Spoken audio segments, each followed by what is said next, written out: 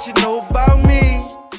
What gets you excited? What does the next 5-10 years of your career look like, and what really gets you going?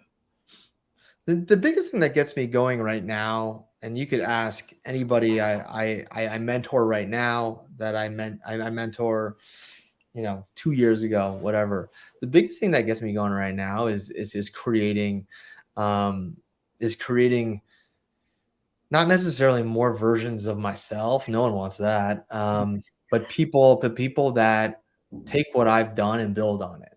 And what gets me most excited isn't the next CMO role. I'm not super privy to that, nor do I think, like, do I want that? I'm open to the conversation, but I'm not sure if that's my future anymore.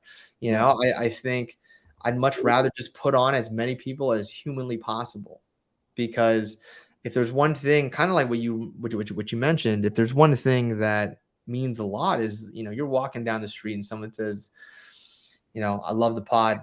I want to make my own products that are like that. That means something, right? And I go to New York, I go to DC, I go to Chicago, and people come up to me and they say, how do I do what you do? Right? Like, tell me, how do I do what you do, or tell me what I need to know, and all this stuff. And like, that means the world to me, because that means that I'm doing so much more than just my job, than just my 9 to 5.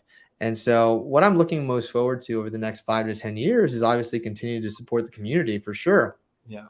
but making it easier for people that look like my kids and your kids, heaven forbid if they decide to do what we do, that they don't have to deal with the bullshit that we did.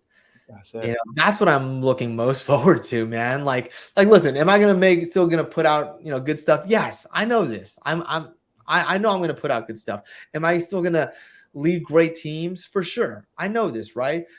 But it's all now in service, not to my trophy case and not to my portfolio, anything like that. It's really in service, honestly, to for my kids and your kids to know that, I tried.